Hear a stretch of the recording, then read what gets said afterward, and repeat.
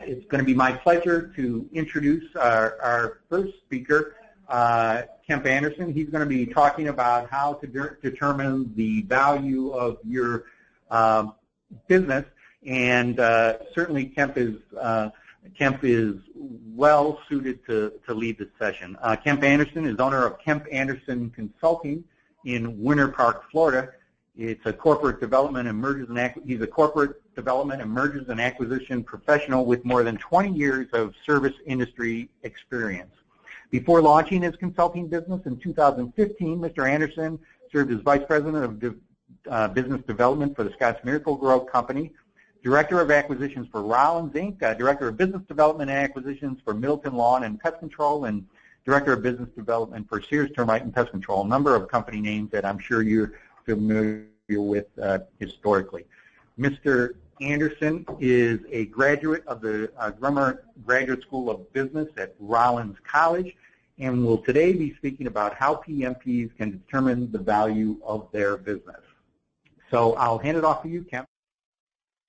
What I'm going to try to get through this morning is determining the value of the business. When you look at the value of the business, really you're talking about a range of values. A lot of people want to say, you know, what's my business worth? They'll be looking for a number, and really that's not the way that values work. You're going to be involved with the way the business is run, what's involved in the business, who are the buyers, what are the buyers up to, how do the buyers actually value the business with a multitude of formulas. And so when you look at the value of your business, just to get started here, really you're talking about a range, and that will be determined by going to market and talking to multiple buyers. So the value is defined as the estimated monetary worth of something. In our case, clearly we're talking about businesses, and here you have Warren Buffett saying price is what you pay, value is what you'll get. So even if you think about that, the value is in the business itself and how the business is run and all the various components of a pest control business. Some of what is required in a successful transaction, the buyers will have definitely roles in the deal-making process itself, and the sellers have very defined roles as well. I like to think about everybody having really strong communication, which will ultimately build trust between the buyers and the sellers. And a lot of what builds that trust is transparency from both sides. And this actually helps drive the value of the entire transaction. Buyers want to use M&A for a stronger basis of competition, growth, and they're looking to expand their reach. They're looking for clarity and growth in locations, as Dan touched on in the introduction. A lot of times, one of the big bonuses in good, strong acquisitions is people and expansion in services. It might be bed bug, it might be mosquito, it could be a whole host of services. But all these things that are happening in a transaction add value. Ultimately, the buyers have, especially sophisticated, bigger buyers like our sponsors, will have pipelines of acquisitions that they look at over time, and they may even prioritize deals. So sometimes transactions seem like they're going slow to a seller, when actually what's happening is the buyers are working on multiple transactions in multiple locations. So deal pacing is a term that you might hear that also is required for a successful transaction. The sellers, one of the biggest control mechanisms that a seller has in the value of their business really isn't a math problem at the end of the day when they decide to sell. but it's how is the business being run? And that is a very, very important factor in value. What is your retention? Do you have sales increases year after year after year? Do you have consistent margin and profit that you can count on? These things are things that a buyer is looking at in terms of value. Is there a complement for the buyer in the business? Is the business a good fit? Sometimes you can actually call a buyer and the buyer will say, where is the business? How long have they been in business? What's the revenue? What's the margin? And what they're really trying to figure out is this business a good fit? And fit actually drives value as well. One of the things that sellers can do to help with successful deal making is to make sure that they have a really strong team. A lot of times, this is the first business that a seller will actually own and sell. So they probably don't have a lot of experience. So do you have somebody on your team that has experience in mergers and acquisitions? In particular, do they have experience in mergers and acquisitions in our industry? Does your CPA actually know that you're preparing to sell the business? Have you been talking to your CPA about it? Are you prepared to sell the business from a financial perspective? And last but not least, the attorney. These are legal transactions, they're contracts, and at the end of the day, attorneys can really influence an acquisition. So does the attorney have experience in M&A? And that is actually very, very important. Sometimes attorneys that don't have experience in it can cause a little bit of heartburn. Some interesting questions related to M&A. When you think about going to sell your business, is it the right time? I would say this is a very personal question. A lot of times it has to do with the health of the seller, the age of the seller. Do they want to retire? Do they have other business interests? Do they have other personal interests? The right time to sell is very, very personal. Can you time the market? I would say probably not. When you think about the housing bubble, you think about the internet bubble, you think about interest rates as low as they are today, who knew these things were going to happen? You really can't time the market. What's most important is that from an acquisition perspective, that you're running the business as good as you can, and when the time is right for you to sell, that you get the right team together and you move in that direction. Another critical factor is, and we will talk a little bit about this, is the buyer or buyers that you're going to meet with, do they have to borrow money or do they have the cash to do the deal? This could actually influence the deal itself. It can also have a huge influence in the offers that you see. Does the seller know what the business is worth? Again, a lot of times the sellers will say, what do you think I'm going to get? How much is the business worth? At the end of the day, it is a range. It's not a mathematical formula that just gives you one answer. What kind of structure will the seller get? Cash, notes, stock, all these things can drive deal value at the end of the day.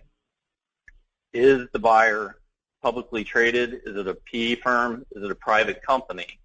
Again, these are items that can drive the value. One of the biggest things that I believe a seller can do to drive value is day in and day out, simply make sure that the business is running with the right culture, the right values, the right beliefs in the business, taking care of customers, taking care of the employees. If you can convey that to a buyer, that's usually a value driver. At the end of the day, we are in the service industry. We have service businesses. So buyers are going to want to know about the service, the retention, the pricing. Again, all these things drive value. A lot of times we hear about What's the revenue? How big was the business? I would say that a lot of times sellers lose sight of actually profitability. At the end of the day, a buyer has to get a return on what they're buying. And the way they're going to get that return, more often than not, is from the bottom line. So in our industry, in our space, with services, are you a price leader? What is your cost to serve? What is your retention? How do you get new customers? What you see on this slide is that buyers really want to understand your pricing. Do you raise prices on a yearly basis?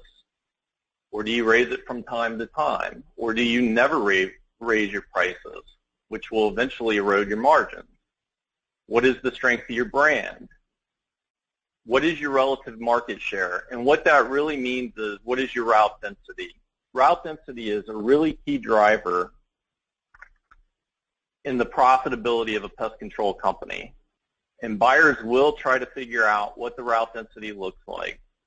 They may pull a customer list and look at zip codes. They may look at your fleet and what are the miles on your trucks. Do you have trucks with 200,000, 300,000, 400,000 miles on them?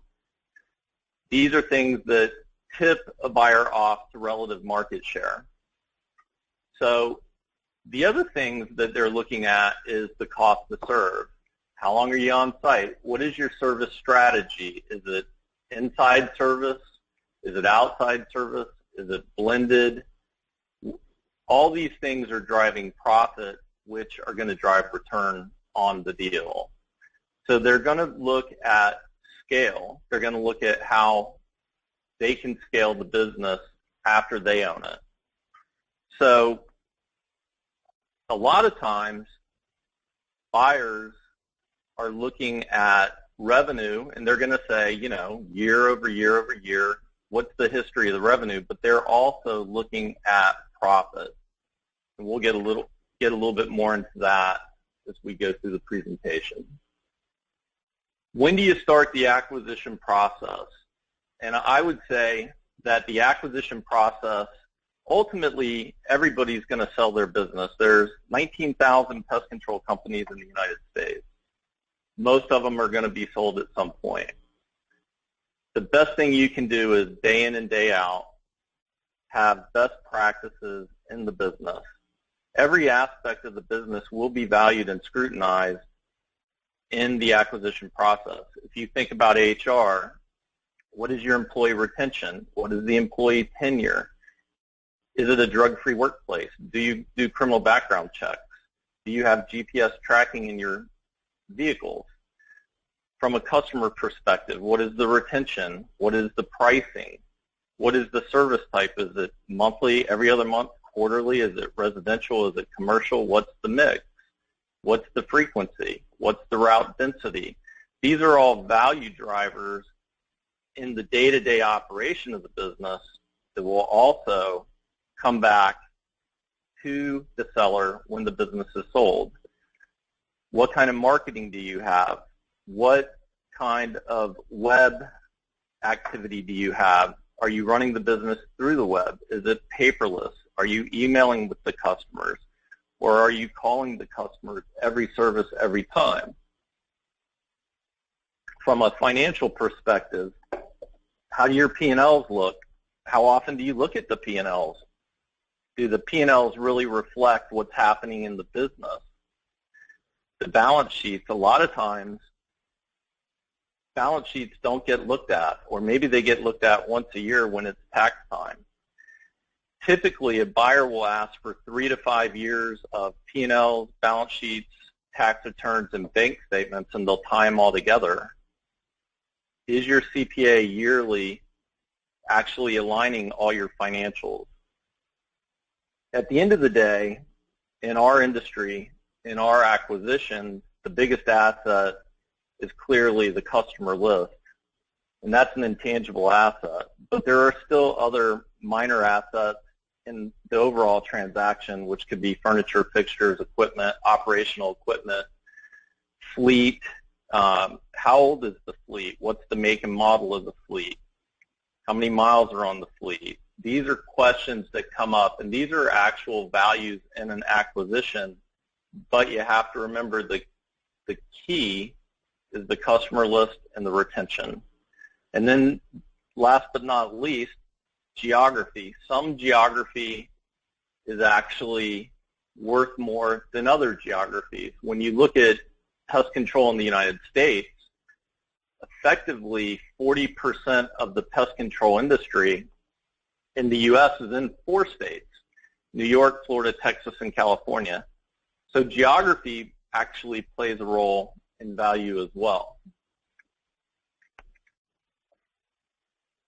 When you look at M&A from a buyer's perspective, M&A is an extension of the buyer's growth strategy, and they want to be able to create value through M&A, and they have to do this with a pipeline over time, but they will also, buyers will also do this with really refined integration strategies and proven maps, if you will. At the end of the day, with an acquisition with the buyer, they're going to talk about identifying areas where they can add value to their business when acquiring a seller's business. And we get back to geography, service fit, HR, adding great people, and is it going to be a good fit for the buyer? The buyer is going to have to look at integration. How do they have a value creation and a roadmap post-close? That's a value driver for the buyer. When will they integrate it? How fast will they integrate it?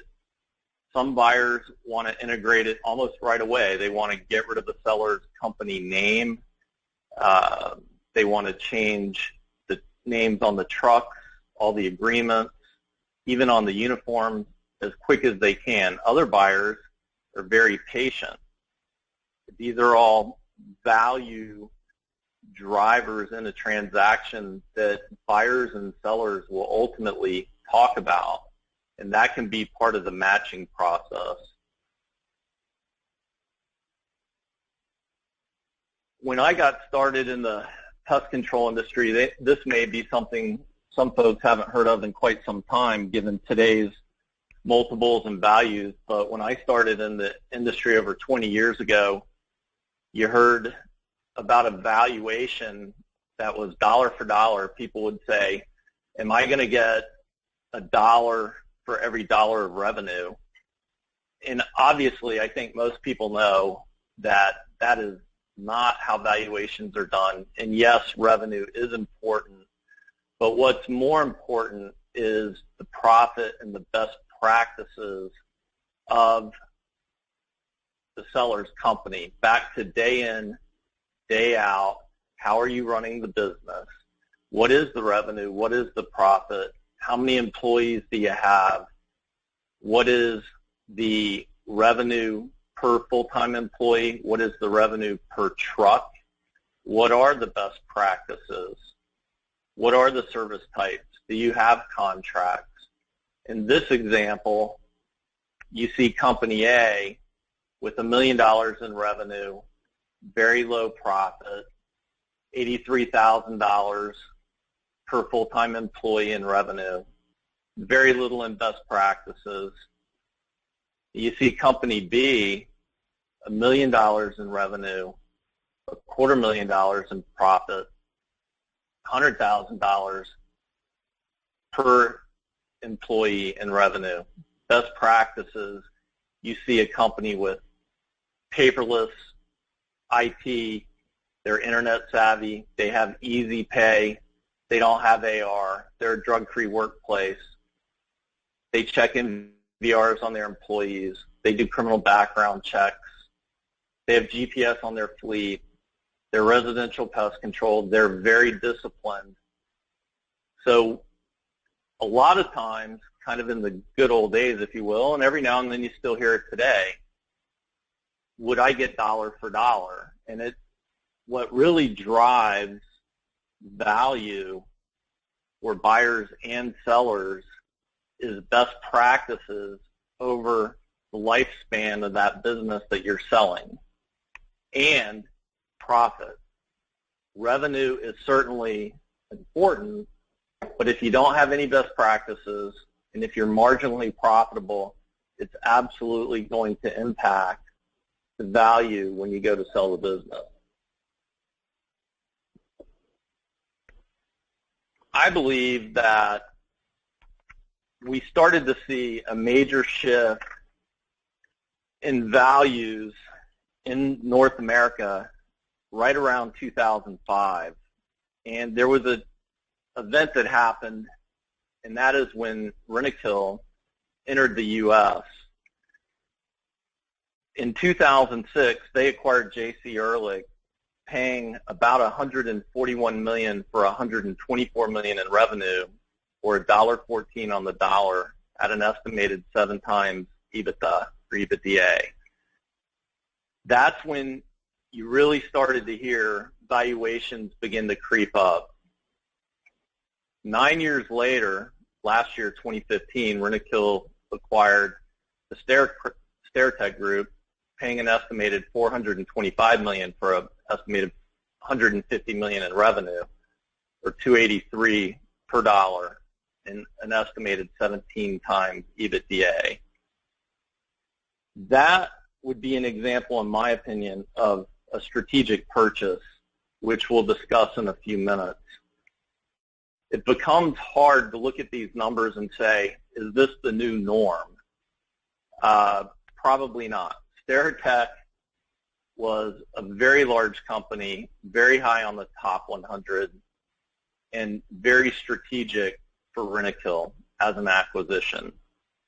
Since 2007, Rentokil's actually reported 14% compounded annual growth versus an industry average of about 4.9% in the U.S. pest industry. Clearly, most of that is due to mergers and acquisitions by Rentokil as they developed a global strategy or expanded their global strategy and really attacked North America. And you have to hand it to them. They're number 3 in the United States now on the top 100. So in 10 years, they've climbed to revenue of almost $450 million through M&A. This type of global activity is definitely impacting the values of the business in our space. If you're thinking about selling your business,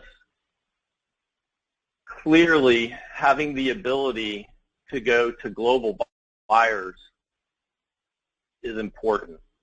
One thing that I would suggest to sellers is to not go to one buyer, but to go to multiple buyers. This is a short list of companies that are definitely making global acquisitions, especially in North America. The exception at the bottom of the page is Truly Nolan and Truly Nolan International, which is privately held. But I wanted to put them up here because if you look at their numbers, even in North America, you see 78 corporate locations with 33 domestic franchises in the U.S. But internationally, Truly Nolan is actually in 61 countries with 208 locations. And they are number 10 on the PCT Top 100, and that does not include the international locations. So they've had an international strategy without M&A. But Rentokil, Orkin, Terminex, and now Anti-Cemex coming into North America, we see heavy activity driving multiples and values in North America in particular. You can see Rentokil with $2.5 billion global, operating in approximately 66 countries. All of them are company-owned, no franchises, in that portfolio that I'm aware of. You see Orkin and Rollins, number 2 globally, number 1 in the U.S. with $1.4 billion. But there's not a lot of revenue separation between Rollins and Terminix. Rollins has 31 of their 34 global markets are franchised. But as Dan alluded in the introduction, they recently acquired Safeguard Pest Control, Environmental Services in the UK. So while Rentokil is actively acquiring in North America, it appears as though Orkin is going to repay that and start acquiring actively in Europe and in the UK in particular, including going to Australia as well with All Pest and Murray. And then you see Terminix, number 3, number 2 in the U.S., with 21 of their 23 global markets franchised. And a new player, if you will, number 4 global pest control company, new on the PCT Top 100, albeit with Bug Doctor's acquisition last month in New Jersey at $6 million. Antisemix, for a lot of folks that may not know, was founded in Sweden in 1934. They're in 17 countries with 4,000 employees. So this is an estimated $450 million pest control company now targeting North America. And again, as these big players fight it out around the world, it also impacts value. If and when you go to sell, are you just going to call a local buyer perhaps? Are you going to call a regional buyer? Are you going to call a national buyer, or maybe a global buyer? Why is all this activity happening in North America? There's some interesting things going on. When you look at the worldwide pest control market, almost exactly 50% of it is in North America. You have about a $15 billion global industry with about $7.7 billion of it produced in North America. You see Orkin, Terminix, Rentokil, Antisemix, all trying to make moves in North America. This all influences value for sellers. You see large regional players like Arrow and Massey as well. Everybody's making moves in North America. You have so much of the global pest control industry in the States. And again, what's interesting about that is that if you break that down a little bit further, you have 40% of the industry in those 4 states, Florida, California, Texas, and New York. So those states are actually a premium. There's approximately 19,500 pest control companies in the U.S., 40,000 global. So even approximately 50% of the pest control companies are in the U.S. as well as the revenue. So this is a market that the global players cannot ignore, and I believe that this will continue to drive multiples and values for several years to come. If we talk about valuation metrics, a lot of what you'll see is different buyers using different formulas, or maybe even blended formulas. You hear things like EBITDA, you hear things like internal rate of return, IRR, which is simply the speed that money comes back to the investor after it's invested in an acquisition. CFOs want to value the business. They want to value the earnings and their return on their investment. And then, as I said before, if you look at the multiples on an acquisition like Steritech, maybe what you see is a strategic purchase, which is when an acquirer is potentially willing to throw out valuation models and simply consider the strategic benefits of owning the target company. When you look at valuations, you're really I want to stress you're really looking at a range of what a company may be worth to one buyer or a group of buyers. The valuations themselves can actually have significant impact on the range. Is the buyer using their own cash? Is the buyer actually borrowing money? These are all things that influence. You can actually be in meetings with buyers and they'll talk about the EBITDA multiple is X, the IRR is X, the ROIC is X. We think the range is a certain range. But then you start hearing conversations about their customer retention is very high. Their employee tenure is very high. Their profit, very solid, very stable. Growth year over year over year. So these are value drivers as well. So I think a lot of times sellers want to focus on one particular number. How do I get my company to be worth a certain number? And really, one of the key messages that I would have is that every business has a range of value.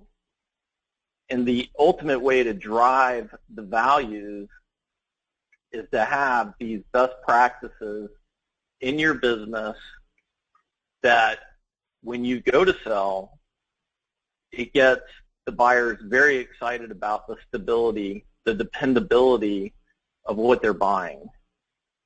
So when you look at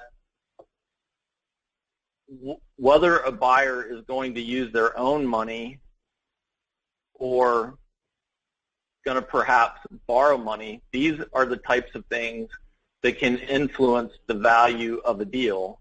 You may hear sometimes the cost of capital. In simple terms, if a buyer needs money, they call that capital. We're going to go get that. We're going to get the money. Where do you get the money? Do you get the money from a bank? Do you get it from an investor? If you get it from a bank, the cost of capital is the interest. So if the interest is 5%, the cost of capital is 5%. If they get it from an investor, the expected return from the investor is the cost of capital. If the investor wants 10% return, then the cost of capital is 10%. And the weighted cost of capital is some percent between the bank, the 5% from the bank, and the 10% from the investor, depending on how much money you borrowed from each source. Today, the cost of capital is very, very low, which makes it easier for buyers to do deals, to be more aggressive, because it's easier, cheaper, if you will, to get money, so that actually allows them to be more aggressive, and that can influence deals and drive value as well. And then if we look at interest rates, another influencer in the cost of capital, we see interest rates at historic lows. So when buyers have to borrow money, again, the interest rates are very low. I worked on a couple transactions, one that was over $100 million, and they had $100 million, roughly $100 million in cash, and borrowed $30 million to get the actual transaction done, paid the $30 million back in 6 months. The interest rates were so low that it was very easy to get the money, very easy to pay it back. It really didn't influence the deal. But if you look at the highs in the late 70s when interest rates were 16, 17%, the opposite's true. It's harder to get the money. It's harder to pay it back. It's a big deal influencer. So interest rates for companies that don't necessarily have cash, the cost of money is very much a deal influencer. Let's talk about just one of the valuation models that you hear about. And when I started, I would say 15, 20 years ago, one of the key valuation models that a lot of buyers used, including public, private, and PE firms, was EBITDA. And that is a simple acronym for earnings before interest, taxes, depreciation, and amortization.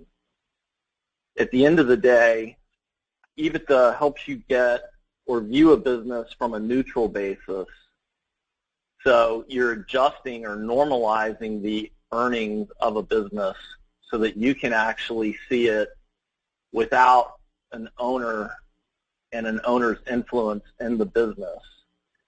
What I would stress is that anytime you're looking at buying and selling, I would hope that you would always have tax advice from CPAs or tax attorneys or your CFO to make sure that everybody approves the view of the transaction. I wanted to give what I hope is a quick and possibly simple look at how EBITDA might work. In box number 1, what you see is what's called seller adjustments. A lot of times, whether a seller is using a consultant or a broker, the seller would present a buyer with, here are my adjustments. A lot of times, things you see on that list are the owner's comp. Is the owner going to stay with the business? Is the owner going to leave the business? What are the taxes related to that? What about the rent of the location and the utilities? Is the buyer going to keep that location, or is the buyer going to move that location to a location that the buyer already has, perhaps a branch down the street? Sometimes that's called a tuck-in. What personal expenses are run through the business? I mean, in this case, I will tell you, you can see all kinds of things, from boats to airplanes to vacation homes to vehicles. All kinds of personal expenses can be run through a business. When the seller sells, those expenses go away. That's a value add, if you will, to the buyer. You can see family vehicles. You can see owner and the owner's family's medical, dental, life, vehicle insurance all going through the business. You can see family compensation. Is there a wife on the payroll or a child on the payroll that actually doesn't work at the company? A lot of times you see a seller's travel and entertainment being run through it. You see personal, legal, and accounting expenses, on and on and on. So typically what you see is a seller will say, here's a list of my personal expenses that I run through the business. A lot of times that's just a direct add to the buyer in terms of benefit, but it's a way for the sellers to get creative with their own income and taxes at the expense of the business. So in box number 2, what you might see is the seller's adjustments or the seller's benefits. The buyer would take everything in box number 1 and say, I need that location. One buyer might need the location. Another buyer might not need the location. So one buyer would give credit for the rent. Another buyer might not. So in this example, and that's all this is an example, you could see where a buyer might say, I'm going to give the seller adjustments or credits for their travel, entertainment, eating out, non-productive payroll, a family vacation home and boat, spouse vehicle gas insurance, seller family's insurance. Even children had a credit card. So in this example, you have seller's adjustments of about $100,000. In box 3, the buyer will calculate what's a new adjusted net. So that would be the net of the business that's reported plus the seller's adjustments of $100,000, which is a new adjusted company net of 250. So they convert that. A buyer would convert that and say, I really like the business. The business is great. It's been around 20 years. There's a lot of very profitable pest control. The retention is really solid. The employee tenure is 5 years plus. There's amazing best practices in this business. All those things that we talked about, drug-free workplace, MVR checks, GPS tracking on the truck, on and on and on. So they might look at this business and say, well, I think the adjusted company net to the buyer is going to be about $250,000, and I'm willing to pay 6 times that. In box number 4, you see 6X, which would say I'm willing to pay up to $1.5 million. Well, $1.5 million converted against the $1 million in revenue means that they're willing to pay $1.50 on the dollar. That's how they could even convert it and present it. But they might not come at you with $1.5 million, right? They might come at you at 5 times the adjustment or 1.25, and that might be their range. They might say, gosh, I'd love to get the business for 1.25. I'm willing to go up to 1.5. So the buyers will work their way through EBITDA in this type of format, and it will go from the adjustments that a seller will present through what the buyer is going to acknowledge to a new adjusted company net to an EBITDA multiple, and then ultimately to how it's presented to the seller. So this is just one example, quick, and again, this could be part of a very, very big valuation model that includes things like internal rate of return, ROIC. So they would look at multiple metrics.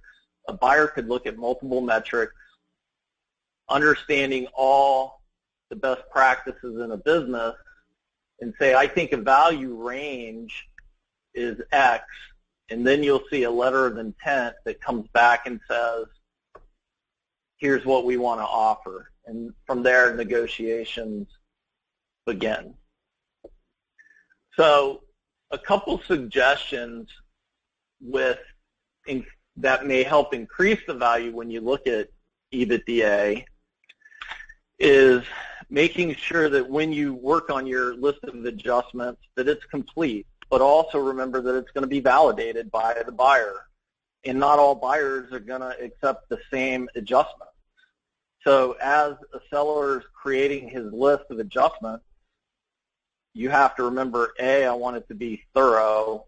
Not everybody's going to accept the same ones, and they're going to be validated during due diligence. So that's really, really important for both sides.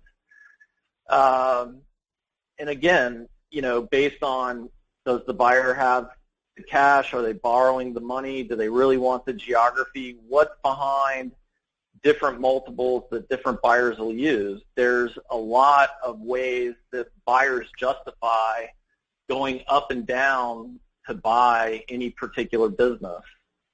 So how the seller represents the adjustments to the related business can influence the deal itself. And I'm going to go back to being very transparent all the way through the process for both sides. I think in most cases, over-communicating in either direction with the buyer or the seller is really critical to driving value for both sides as well. And at the end of the day, I would suggest that if the seller has done a lot of homework on the front end, maybe had a valuation on the front end, that stays internal for the seller. Let the buyers get to their values and don't try to influence it in either direction. Once you get to the offer and the LOI, you're going to see allocations in the transaction itself. And it's really critical that again, if you're a seller and buyer, either side, that you're talking to CPAs, the tax attorney, the CFO, that member of your team that can work through allocations, and allocations should typically be worked through pre-close and agreed to. And there are tax implications that drive value in the allocation itself. For example, goodwill is taxable at up to 23.8%, where ordinary income and non-competes can be taxed between 35 and almost 40% or 39.6% at over $460,000. So allocations are critical, and as I mentioned earlier, the key allocation in an acquisition in our industry, in the pest control industry in particular, is goodwill. And the primary asset of a pest control company and the primary asset that's being allocated in goodwill is the customer base. So it's very, very important that you get with your CFO, CPA, tax attorney, whoever that person is, and you work through allocations early in the process because those tax implications certainly have very material and meaningful benefits to both sides. So here's an example of the way an allocation might look in a pest control transaction. When you look at this, what you see is basically a $6.25 million transaction, but you see $4.925 allocated in goodwill in customer contracts. You see AR of $350,000, and AR is kind of an is what it is number. Usually buyers will pay dollar for dollar for goodwill, and then they'll break it into buckets.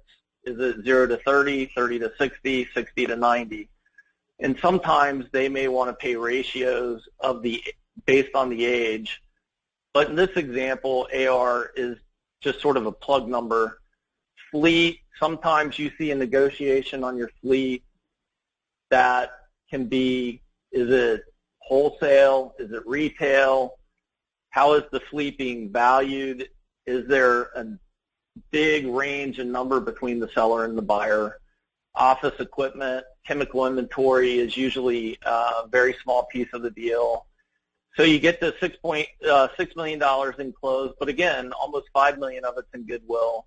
You see a holdback of $150,000 paid at the end of year one, and non-compete brought down to $100,000, so the total is $625,000. The key is for a seller to put in as much in goodwill as they can. When you look at legal decisions, another driver in the value for both sides can be the non-compete. Again, non-competes can be taxed up to 39.6%. I would say every state has a slightly different non-compete statute, so you want to be aware of that so that the non-compete is written in accordance to the laws of the state that the transaction is happening in. How long is the non-compete? What is the geographic scope? What is the compensation allocation? All of those are value considerations. Assumption of leases. Do you have a transition services agreement or employment agreement or consulting agreement with the seller? And are there websites involved, brands, marks, software, and so on? And so there's a lot of value in understanding the decisions that will need to be made that are both legal and business decisions for both sides. You do see values looking at the hard assets. And this is where buyers will want to be supplied P&Ls and balance sheets. What are the cost of goods? Are the cost of goods in line? Most pest control companies view the cost of goods as three things: payroll, chemical, and fleet. Are those expenses in line? Is the business growing? Is it profitable? What are the owner's adjustments? And then when you look at the balance sheet, what's the AR, what's the AP, the inventory? All these hard values are very, very meaningful and quantifiable. One of the things that I think is interesting is that as discussions happen about the value of the business, to me there are things that you might call soft values. They're maybe a little harder to put numbers on, but they really drive the value and the value discussions and maybe even the negotiation of a deal. And all these things that you see here are real, true value drivers. What's the employee tenure? What are the best practices in HR policies? This really says to the buyer, gosh, the people there, they've been there a long time. They're probably happy. They're probably pretty good at what they do. Route density drives profit. Customer renewal. How are you renewing them? What are the service types? What are the best practices of the overall enterprise? Customer retention and culture. Really, it's a hard thing to look at, and everybody knows or should know what their retention is, but that really impacts profit, and that retention number tells the buyer a lot about the culture of the business and directly can impact the value. What is the price and price increase history? What is the revenue per truck? What are the new service offerings? Are you keeping pace with the industry, the mosquito services, the bed bug services? Are you being competitive and staying on pace with the industry? And last but not least, what is the role of IT in the business? Are you paperless? Do you have easy pay? Are you emailing with your customers? These kinds of things are maybe a soft value, but if a buyer is saying, gosh, should we pay an extra couple $100,000, or should we pay several $100,000 more, or maybe even millions more? These kinds of topics usually enter the discussion on value. So it's an interesting thing to think about. Time to sell. I'm going to say again, I believe that time to sell is a very personal decision for most folks. Do you have an exit plan? Do you have an exit strategy? Do you have a team with an M&A expert on your team, with a CPA or a tax accountant? And do you have a seasoned, experienced acquisition attorney on your team as well? These are critical questions. Have you identified multiple buyers? Certainly the buyers are identifying multiple sellers, and almost all the buyers have pipelines that they're trying to pace their deals with either their capital or their infrastructure and ability to just close deals on a regular pace. So when is the right time to sell? I'm a believer that that is a very personal question, but you want to be prepared as you look at that. Some intrinsic ways, if you will, to add value. Know the detail of your business inside and out when you go to sell. Make sure that you're really on top of the business. You might even, go through the business with your attorney, with your CPA, with the folks that are running your operations, and making sure that you know all the ins and outs. Sometimes business owners become absentee owners, and then when they go to sell, it looks like they don't really have a very good grasp on their business. Ensure that your financials are aligned, the P&Ls, the bank statements, the tax returns, the balance sheets. Make sure there's alignment through the financial components of your business. And, sometimes you see sellers that will just go to one buyer, and I can promise you that buyers don't go to just one seller. They're always looking at that pipeline, and it's probably in everybody's best interest as well that sellers look at multiple buyers. So there's a lot of intrinsic ways to get value when you go to sell your business. My conclusion is that there is no real formula for value. Value is sort of everywhere. It's every day. It's how you run the business. The better that you run your business, the more value will be there when you go to sell your business. Are you prepared to sell it?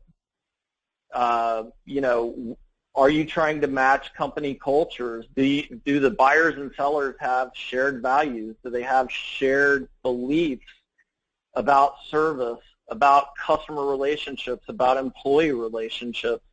These discussions might seem a little bit fuzzy, but at the end of the day, they really drive value. So what I would say is that when you're looking at the value of your business, there's not one formula. There's not one sort of magical way to do it. You just have to go to work every day and drive the value of the business. And remember that first slide, price is what you pay, value is what you get. I think that's pretty appropriate. I think that's pretty accurate. The more value that a buyer can see, certainly the more they're willing to pay. You might not have seen this one before, but Martina Navratilova once was asked about being committed to win, and she said the difference between involvement and commitment is like ham and eggs. The chicken's involved, but the pig's committed. And the reason that I put that up there is how, sometimes I think how committed is the seller to their business? How committed is the seller to the entire selling process? It is very much a process, and it does take time, and it's a team effort to sell a business, and it's a team effort to buy a business. The entire company of the buyer gets involved. HR, fleet, operations, the leadership, everybody gets involved. And we'll end it, I guess, with another Warren Buffett quote. When you look at Warren Buffett, his personal net worth is about $65 million, which is an interesting number to compare to the global pest control industry, which is $15 billion. I think he's done an awful lot of deals and been awfully successful. And, whether he's buying or selling, he says never be afraid to ask too much when you're selling or offer too little when you're buying. So, when it comes to value, I think you're back to price is what you pay and value is what you get. And in order to really get value for your business, you have to be involved every day and run it to the best of your ability. Well, thank you, Kemp. We appreciate your insights, and Kemp's contact information is posted there. We do have time for one question or so. One of the questions we received is there a standard price for non-competes, and what range of value do you see assigned for non-competes?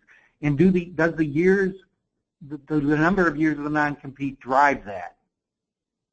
So that's an awesome question.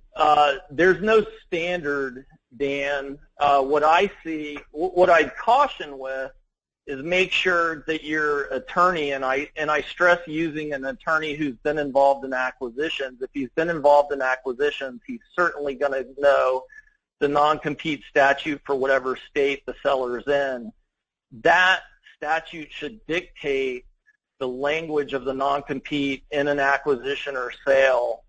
And then in terms of allocation, there's no real standard. I've actually seen non-competes where there's $10,000 or hundreds of thousands of dollars allocated. Usually the main reason that a buyer wants to allocate money to a non-compete is it just strengthens the enforceability that we paid him for his business and we paid him not to compete. That's really the key driver behind compensation and allocation to the non-compete. It's not to swing the value into a different bucket. It's really, it's more about enforceability. Okay, well, thank you very much. We have a couple more questions, but what I'll do is I'll send those to you, Kemp, and you can respond to those personally to the attendees. There's a couple of broader questions that we'll be able to answer later in the day. So thank you for your expertise and sharing that with our attendees. We really appreciate it. Thank you. Thank you, everybody.